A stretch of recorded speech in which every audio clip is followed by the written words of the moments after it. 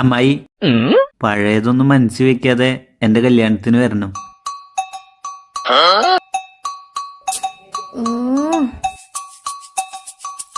അമ്മായി, ഞങ്ങള് വേറൊന്നും ആഗ്രഹിച്ചു വന്നതല്ല.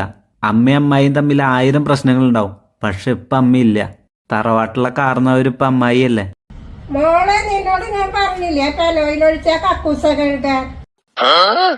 കണ്ടില്ലേ നാറ്റം വരുന്നത്? എടി നിക്ക്, സമാധാനപ്പെട്. അമ്മായി, ഒരു നല്ല കാര്യം നടക്കുമ്പോ സ്വന്തക്കാരെല്ലാരും ചുറ്റും നിന്ന് സന്തോഷത്തോടെ അനുഗ്രഹിച്ചാലേ ആ നല്ല കാര്യം നല്ലതുപോലെ നടക്കൂ.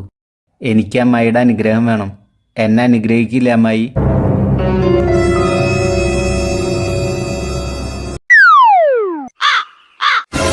അമ്മായിയെ, നിങ്ങൾക്കുണ്ടായ ആറാട്ട് സുനി, സരസു, ജാനു, പിന്നെ അവസാനം ഉണ്ടായ കുണുവാവ, അവറ്റങ്ങളുടെ ഒക്കെ കല്യാണത്തിന് ഞങ്ങളുടെ അമ്മ 15,000 രൂപ വെച്ച് തന്നിട്ടുണ്ട്. അതൊക്കെ കൂടാതെ ഈ സരസു, ജാനു, കുണുവാവയുടെ മക്കളുടെ പേരിടലും മോതിരം വേറെ. കഴിഞ്ഞില്ല, നിങ്ങളുടെ രണ്ടാമത്തെ മരുമകന് ബിസിനസ് തുടങ്ങാനായിട്ട് ഞങ്ങളുടെ അമ്മ തന്ന പൈസ ഏതില് പെടും? ആ പൈസ ഒന്നും ഞങ്ങൾക്ക് വേണ്ട. പക്ഷെ കല്യാണത്തിന് തന്ന 60,000 രൂപ അമ്മായി എടുത്തു വെച്ചിട്ട് കല്യാണത്തിന് വരാതിരിക്കെ എന്താ ചെയ്തോ? കണ്ടോ മോനെ, നിന്റെ അനിയത്തി പറയുന്നത്? ഞാൻ എടുത്തോണ്ട് നടന്ന പെൺകൊച്ചല്ലേ, അവളാണ് ഈ പറയുന്നത്.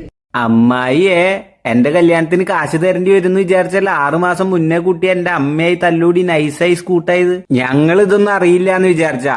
ഇവള് ചെറിയ കുട്ടിയല്ലേ, ഇവൾക്ക് ഇത്രയൊക്കെ അറിയൂ. നിങ്ങളുടെ മൂത്ത മോനെ ആറാട്ട് സുന്നിനെ നാട്ടുകാരൊക്കെ ചേർന്ന് പിടിച്ച് കെട്ടിട്ടപ്പോ എല്ലാം ഓർമ്മയുണ്ട് മോനെ. നിന്റെ അമ്മായി ഇല്ലാണ്ട് ഈ കല്യാണം നടക്കുന്നു തോന്നണ്ട. നീ ധൈര്യമായിട്ട് പോ. പറയേണ്ട പോലെ പറഞ്ഞപ്പോ എല്ലാം മനസ്സിലായിട്ടുണ്ട്. ആ താലം പിടിച്ചുള്ള നിപ്പ് നോക്ക്.